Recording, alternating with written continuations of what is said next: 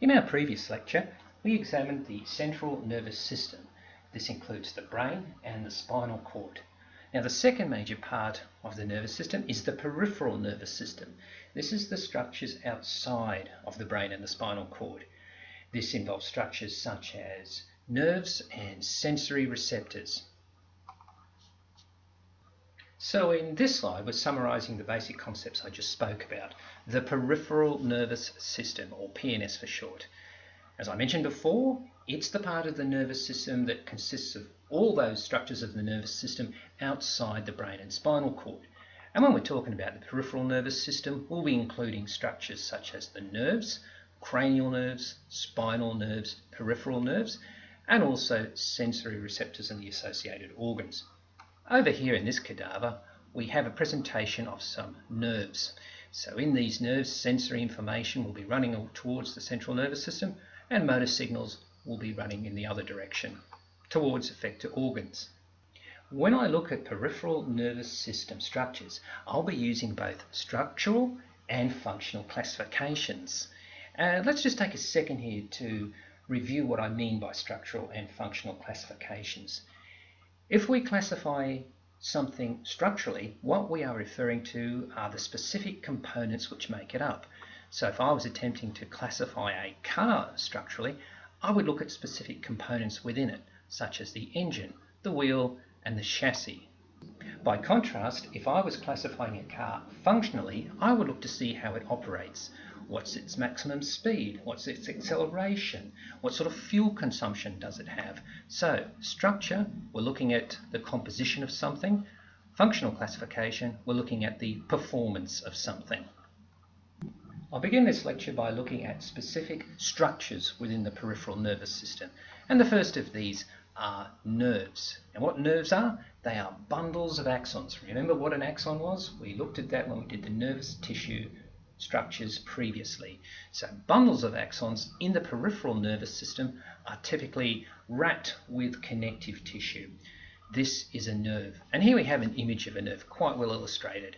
So here we have an individual axon there and an individual axon there. This one here has myelin on it, so that would have a Schwann cell associated with it. Notice how we get many axons bundled together. We wrap it with a connective tissue sheet, and we have several of these in this structure.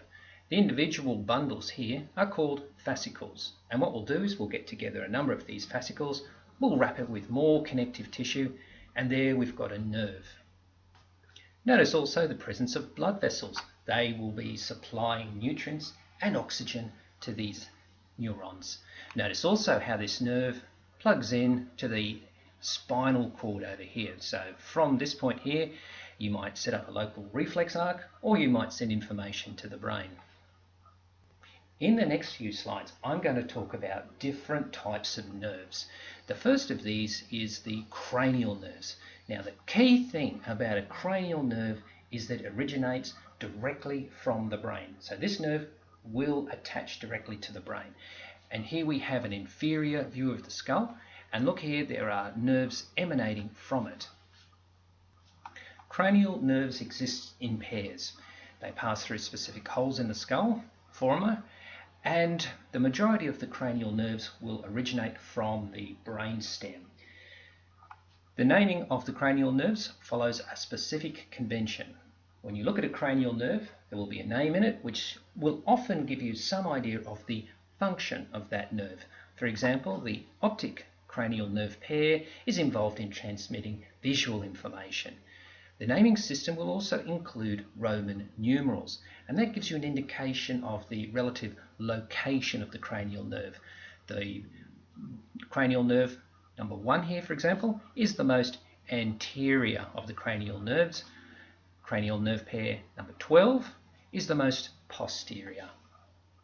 This is our first example of a cranial nerve pair. It's the optic nerves. They're purely sensory in function.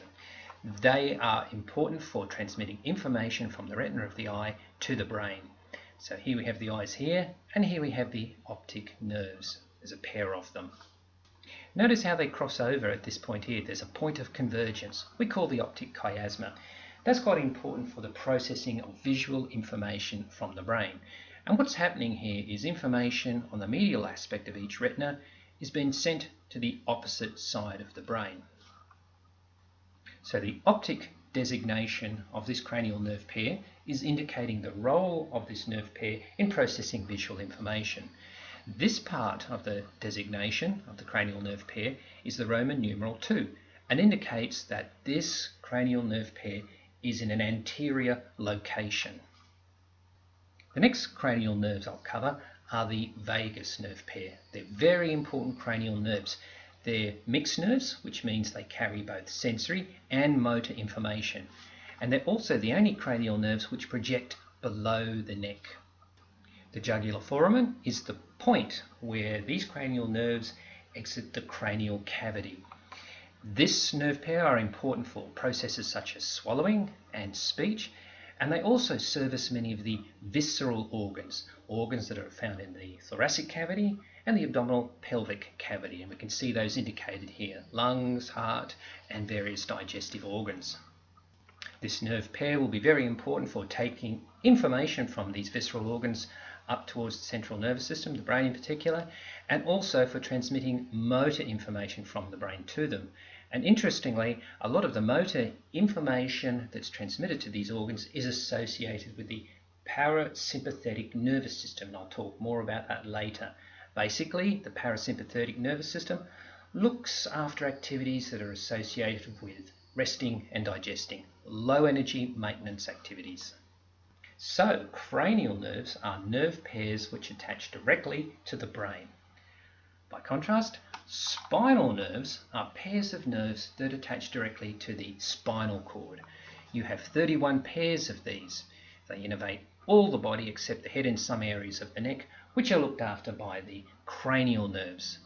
We have a naming system for spinal nerves based according to the vertebra of origin of these. For example, cervical vertebra, thoracic vertebra. So the naming of a spinal nerve pair will reflect the vertebra, the regional vertebra, near where those nerve pairs are originating from. Spinal nerves are connected to the spinal cord by pairs of roots, dorsal and ventral roots. Now, if we look closely at the types of neurons that are inside those roots, we will notice that the dorsal roots contain many sensory neurons. So sensory information coming in through the dorsal roots to the spinal cord.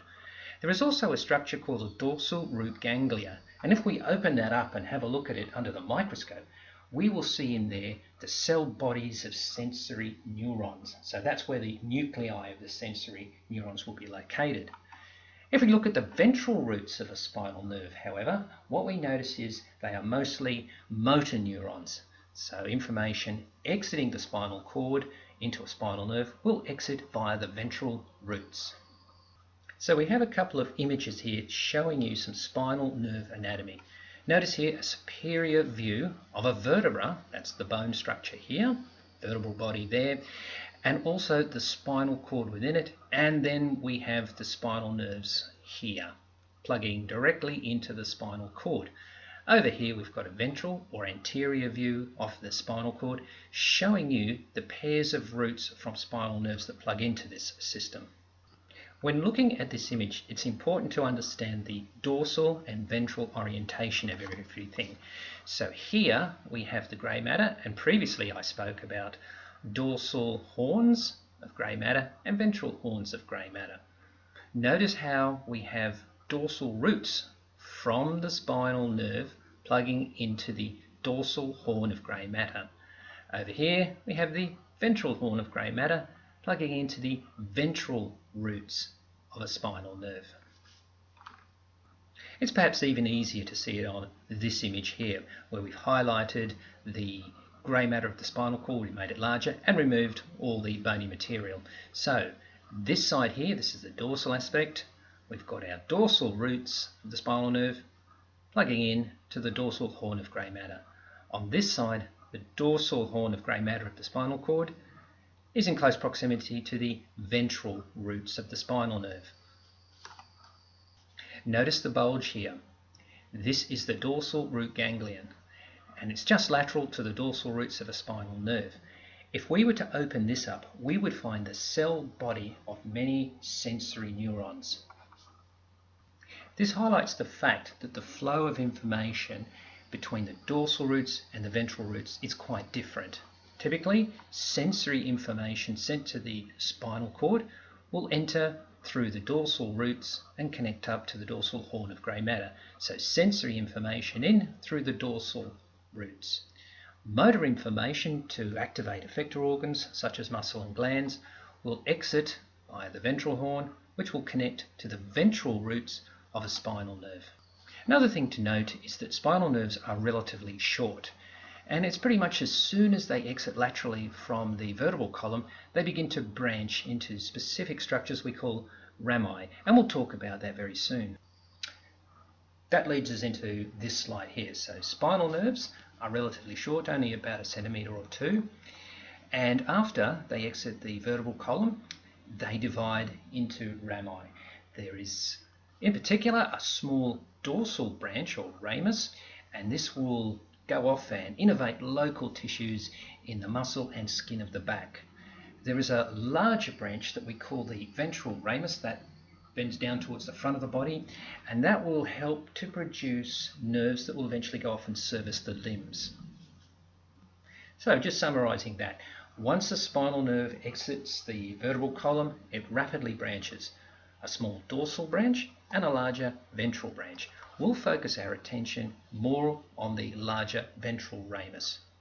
Within the thoracic region, there are also a couple of other smaller branches that come off spinal nerves. They're called rami communicates. They're very important for servicing a division of the peripheral nervous system we call the sympathetic motor division, and that'll be covered in a little while. So in this slide, the key thing to notice is the branching which occurs from the spinal nerve once it exits the vertebral column. Here we have the bony vertebra here. Here we have the spinal cord here. There is our roots of the spinal nerve. That's a dorsal root there. That's a ventral root there. They soon unite. There's your dorsal root ganglion. But only about 1 centimetre later, this spinal nerve starts to branch. And we have 3 key branches indicated here. Firstly, we have our small dorsal ramus. That'll go off and look after local structures associated with the back and the skin. This larger ventral ramus is of more interest to us because that is the branch which you will be interested in when you are considering how the limbs, that's the upper and lower limbs, are provided with innervation. These smaller rami here, communicating rami, belong to a part of the nervous system we call the sympathetic nervous system. We'll talk about that soon. That's basically part of your alarm system. Your fright and flight responses are modulated through that. Notice the orientation too, dorsal and ventral. That's very important to remember when looking at this branching structure and when looking at the structures associated with the spinal cord. Okay, now if you remember in the previous slide, I was emphasizing the importance of the ventral branches, the ventral rami of spinal nerves. Now it's interesting to note that except within the thoracic region, many of these ventral branches, these ventral rami of the spinal nerves, will form complicated networks with each other that we call plexes. Within the plexes, axons from different spinal nerves are reorganized to form new peripheral nerves, and this helps create nerves servicing the upper and lower limbs. It makes sure that they source their neurons from several spinal nerves. That helps limit damage in a peripheral nerve if one of the spinal nerves that's sourcing it is damaged. This shows the Sacral Plexus. It's named that because it's associated with the sacral region of the spinal cord. And here you can see the large ventral rami of spinal nerves. Notice how they intertwine. They will then form new peripheral nerves which downstream will service the lower limbs. This shows the main plexuses of the nervous system. There are 4 main plexuses each side of the spinal cord. Note the networks indicated here. So we've indicated here just on this side, but they are also evident on the other side too. 3 of these plexes are named according to the region of the spine where they can be found, such as the cervical plexus here in the cervical region, lumbar plexus in the lumbar region, sacral plexus in the sacral region. The brachial plexus here indicates that new peripheral nerves which are being formed will go off and service the arm, or the brachium as we refer to it as. So really the key thing to notice with any plexus is that you have spinal nerves emerging, the ventral rami, the ventral branches, will start to intertwine with one another, axons will be reorganized, and then new peripheral nerves will be formed. So basically a plexus can help us form a new peripheral nerve in a manner which will still allow that peripheral nerve to function at some level if damage to spinal nerves occurs. Peripheral nerves service most of the body below the neck. So how do we define a peripheral nerve?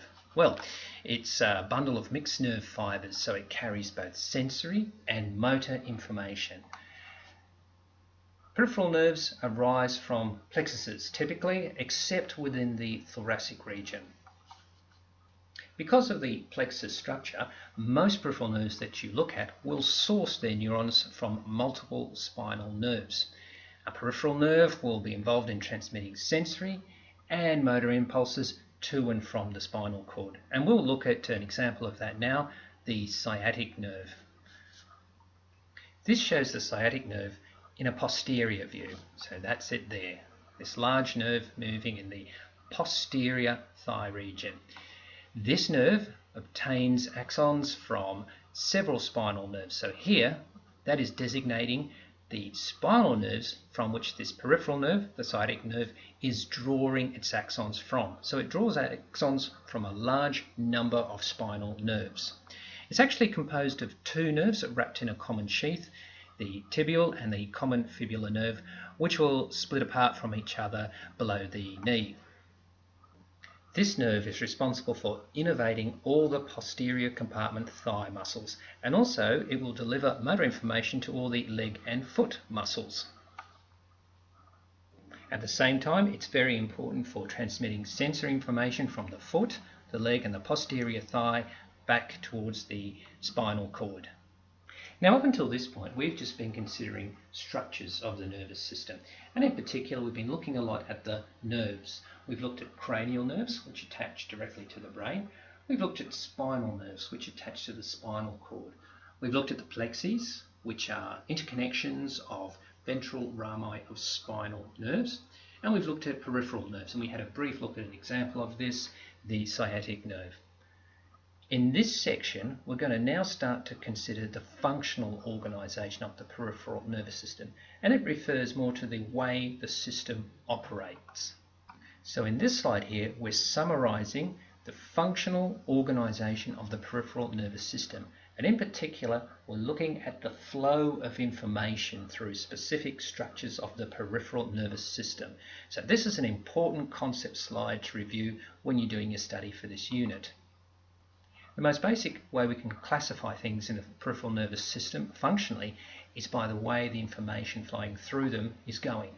Sensory information is where information is flowing towards the central nervous system. So typically you'll have a sensory receptor, such as a touch receptor in the skin, sending that information towards the central nervous system. That is sensory.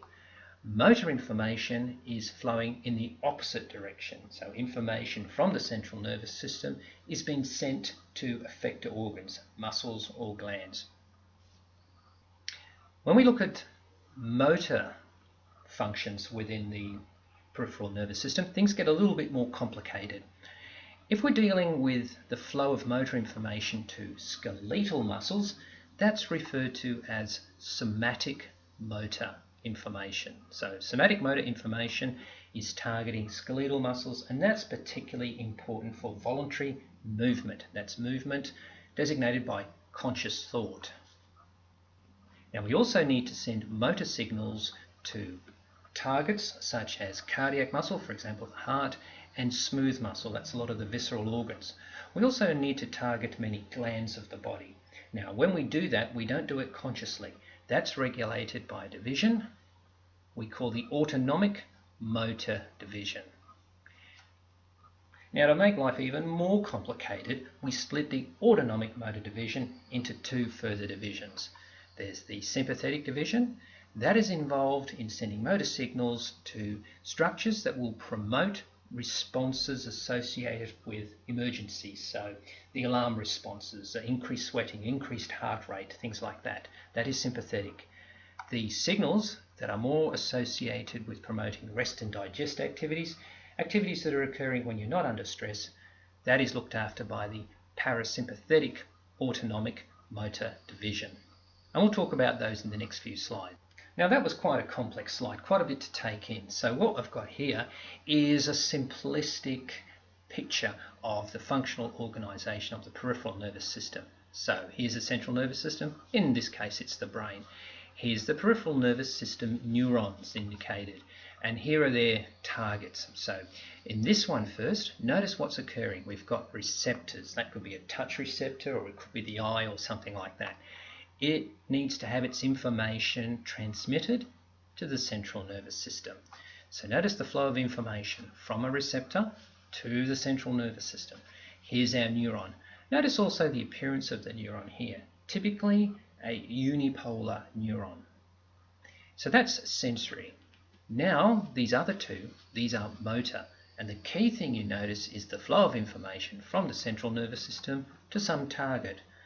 If we're going to a skeletal muscle, we want to move our body, we have this somatic motor neuron that transmits that information. Notice it's typically a multipolar neuron. Now that's what we do under voluntary control. So when we move, we're thinking consciously about it.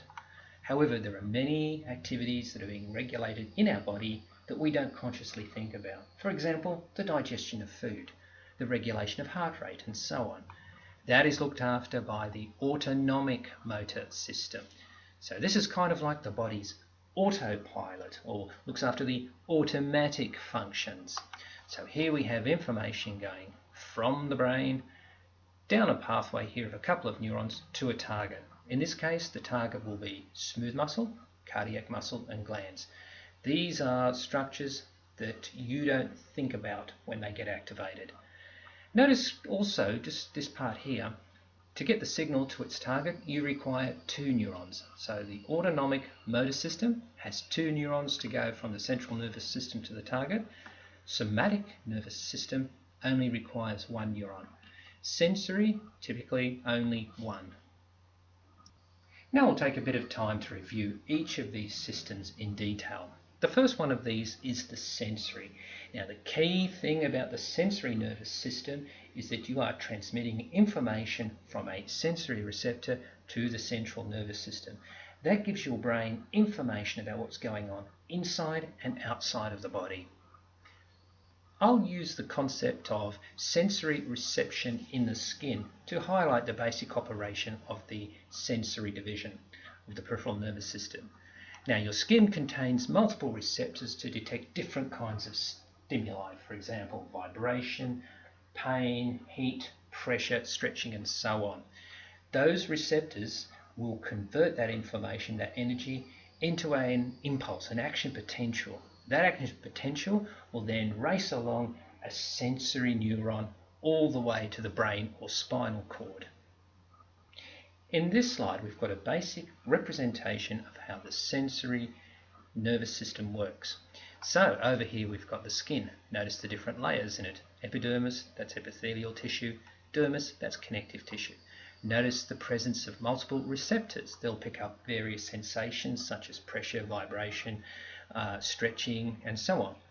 If we stimulate one of these receptors, for example by jabbing the finger with a pin, that will lead to the generation of an action potential which will head off down a sensory neuron towards the central nervous system.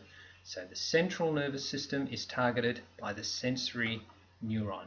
The action potential goes from receptor to the central nervous system. That's a key concept. The flow of information from the receptor to the central nervous system. Notice our entry point here, dorsal root of a spinal nerve. So a sensory neuron will typically go through a dorsal root of a spinal nerve if it's targeting the spinal cord, and it will enter the spinal cord at the dorsal horn of grey matter. So that dorsal ventral orientation is very important. Highlighted here is the dorsal root ganglion that I mentioned before when we were looking at spinal nerve anatomy. That there, that little circular structure there, is indicating the cell body of a sensory neuron. So, summarize quickly. Sensory division, sending information from a receptor to the central nervous system. Now, when we send this sensory information to the central nervous system, it can be processed in a couple of different ways. We can set up a simple reflex. This is something that is very simple and predictable, and it doesn't require any conscious processing. Or the sensory information can be sent to higher brain levels so that we can become aware of what's going on. For example, if you've been jabbed with a pin, you experience the sensation, you're conscious of it once it reaches the higher levels of the brain, in particular the cerebral cortex. Now, interestingly, the sensory information is typically passed through the thalamus before it is distributed to the higher brain centers. I mentioned that sensory information can be used to generate a reflex response. That's a simple, predictable response. It's a simple reflex to stop you from overstretching or damaging your muscles. And this sort of reflex is very important for allowing you to maintain your posture when moving around. So I'll talk briefly about how this reflex is set up. Well, within your skeletal muscles, there are receptors we call muscle spindles, and they pick up when that muscle is being stretched. And what happens then? Once the muscle spindle detects that it's been stretched, it will lead to the transmission of an action potential along an associated sensory neuron, and that information will be taken into the central nervous system at a location such as the spinal cord. In the central nervous system, that sensory neuron will synapse directly with a motor neuron. The motor neuron will be stimulated to send a signal out back towards the muscle that is being stretched, and that will allow you to resist the stretch, and that helps to prevent overstretching of muscles during movements. So here we have an example of this stretch reflex. Key things to note. Firstly, here, muscle spindle. Muscle spindle is the receptor embedded in the muscle that detects the stretching is occurring.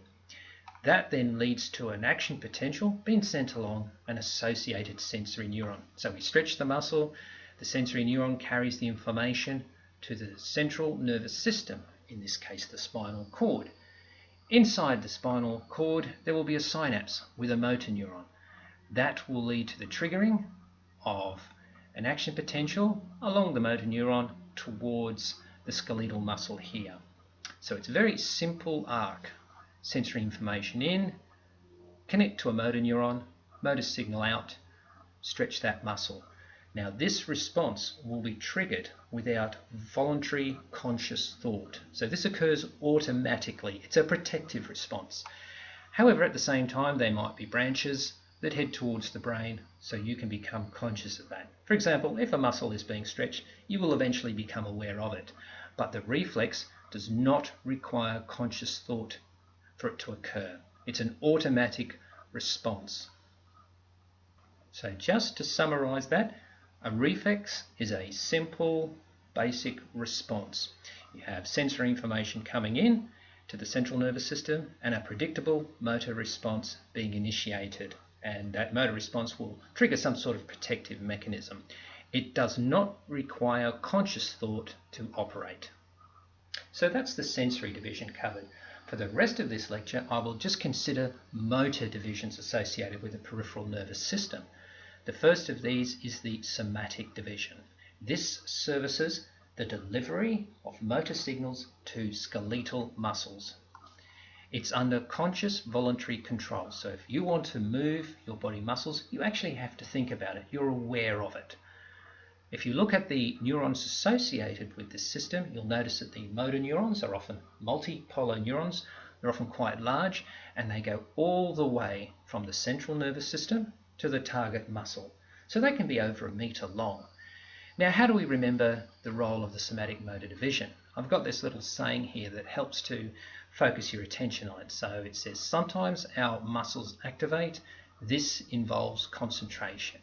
And the first letter of each of these builds up the word somatic. So notice muscle activation, conscious control, concentration. That's somatic.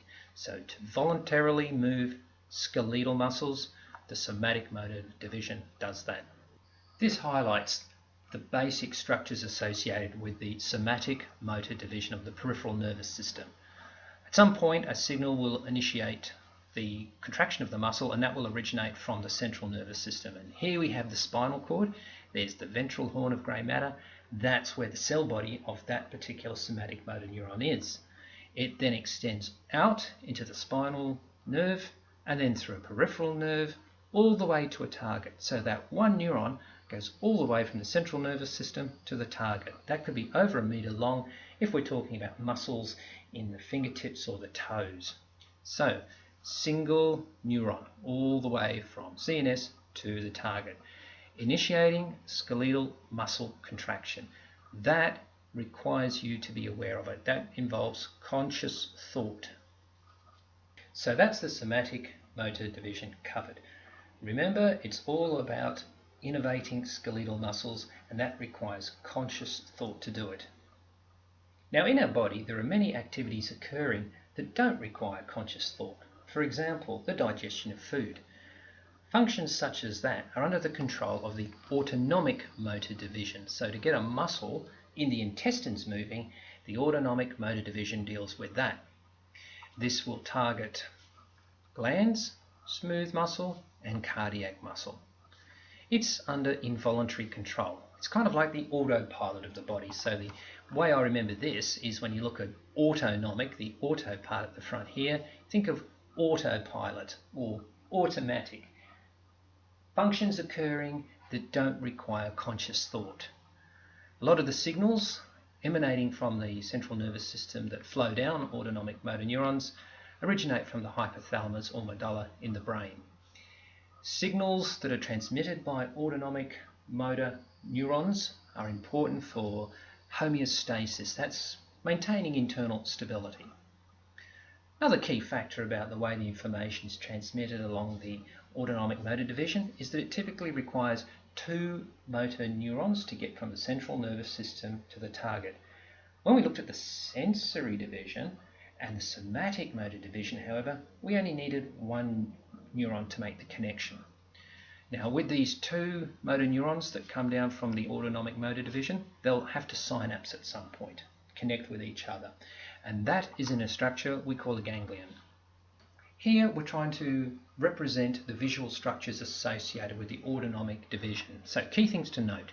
Here's our central nervous system, spinal cord as before. Here are our targets. Our targets are visceral organs, heart, liver, and the digestive organs. This is how we supply motor innervation to them. There are two neurons. This one, a preganglionic neuron, connects from the central nervous system to this structure here, a ganglion. At this point here, there's a synapse with another neuron, and that takes the signal for the rest of the way. That's the postganglionic neuron. So unlike the sensory division and the somatic motor division we looked at before, there was just one neuron connecting everything. Here there are two, and the synapse that occurs in a structure called a ganglion. It's like a little bulging structure we can see, and if we open it up, we'll see cell bodies of this second neuron. So before I leave this slide, it is really important to emphasize that the flow of information in this system is going from the central nervous system to target organs downstream. Motor signals, in this case of the autonomic motor division. So the autonomic nervous system looks after activities that are not under conscious control. If we look at the autonomic nervous system, we can subdivide it further into two separate divisions, the sympathetic division and the parasympathetic division.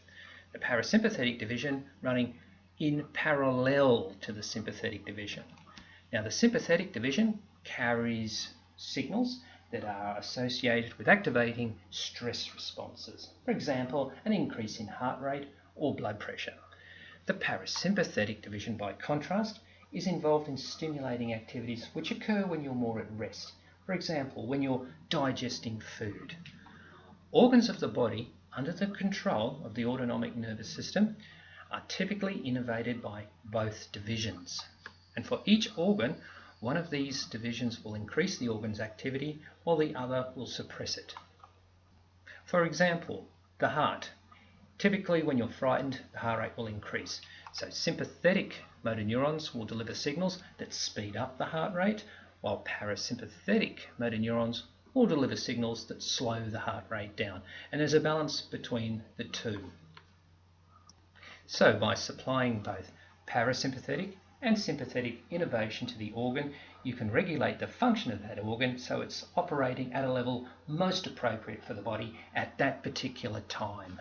In this slide, I'll just highlight the sympathetic motor division a bit more.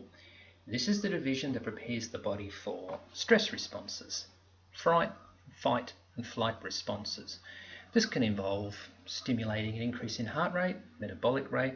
You also have the release of adrenaline and noradrenaline, that's epinephrine and norepinephrine, from the adrenal glands.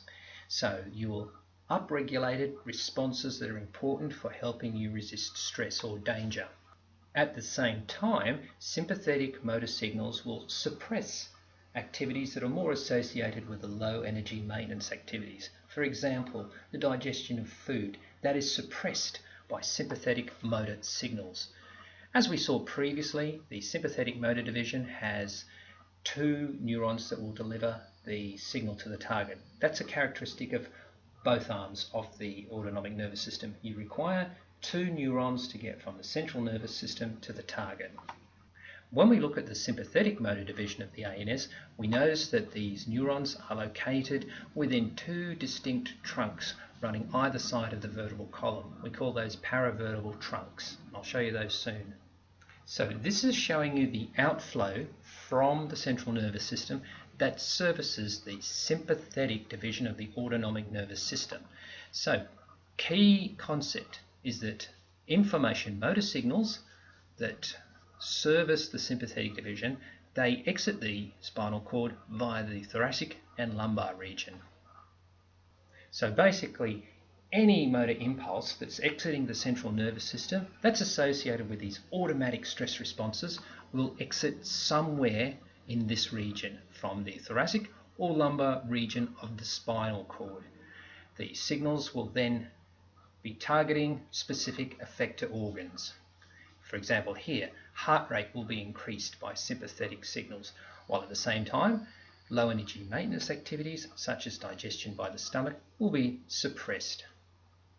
Notice this trunk here, this line here. That's what we call the paravertable trunk. There's one of these either side of the spinal cord. Notice also these bulges here. They are ganglia.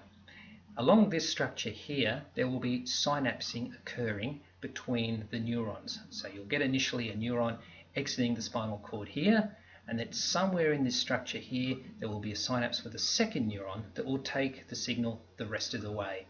Preganglionic neurons on this side, postganglionic neurons on that side. These bulges here are the ganglia, and we'll talk more about those in a moment. At this stage, however, the key thing I want to emphasize is that if you are a motor signal coming out that's involved with the sympathetic division of the autonomic nervous system, this is where you exit the central nervous system from, the thoracic lumbar region of the spinal cord. In the next slide, I'll highlight this structure in a bit more detail. This is highlighting the paravertable sympathetic trunk that I was just speaking about. There's one on either side, but typically in the models in the labs we only show the paravertable sympathetic trunk on one side. So what this is, it's a specific structure associated with the sympathetic nervous system.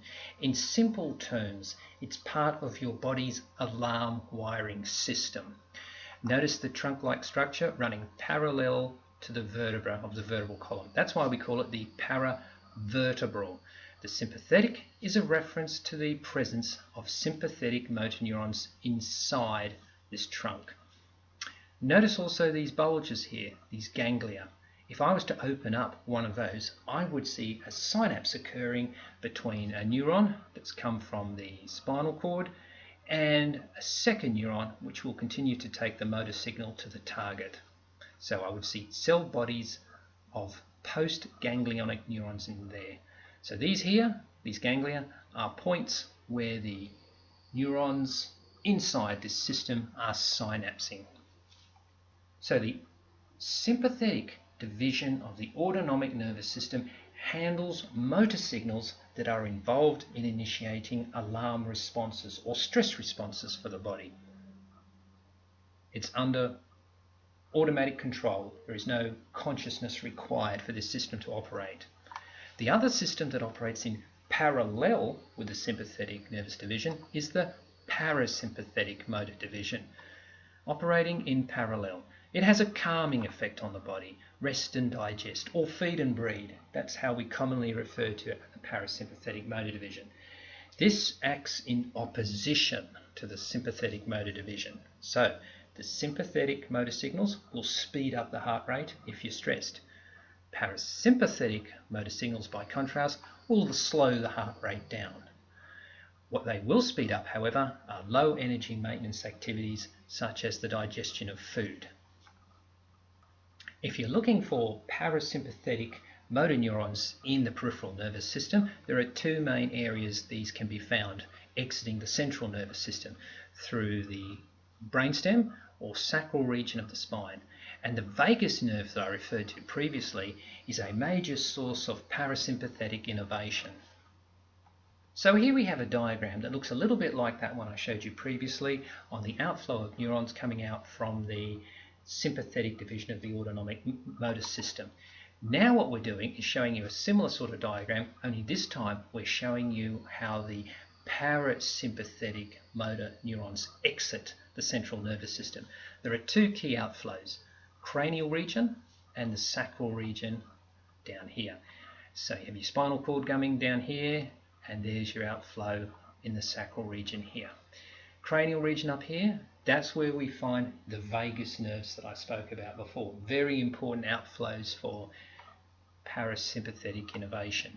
Notice how the organs we're targeting are exactly the same organs that we looked at when we saw the sympathetic motor division outflow. So it's important to remember that the flow of parasympathetic motor signals here has an opposite effect to that of the sympathetic division. So here we have the heart. Sympathetic signals make that speed up. Parasympathetic signals slow it down. Here we've got the stomach. Sympathetic motor signals slow this down. Parasympathetic signals, by contrast, speed it up. So you get a balance of these two systems, sympathetic and parasympathetic, operating on all these organs to make sure they operate at the right level at the right time. So just to make it super clear, this diagram is illustrating the way in which parasympathetic motor signals leave the central nervous system to get to their targets. They exit by the cranial region, in particular through the vagus nerve, and the sacral region down here. So we've covered quite a bit in this lecture, so I've just got a quick summary slide here about the autonomic nervous system because it is quite complex. Sympathetic division, looking after alarm responses of the body. Notice the outflow of information of the sympathetic nervous system from the central nervous system. We had the outflow in the thoracic and lumbar regions of the spinal cord. Parasympathetic division looks after the opposite activities, rest and digest, feed and breed functions. Neurons exiting the central nervous system for this system exit via the brainstem and sacral regions of the spinal cord, and the opposing actions of signals from the sympathetic and parasympathetic divisions are important for maintaining homeostasis within your body. And that concludes our lecture.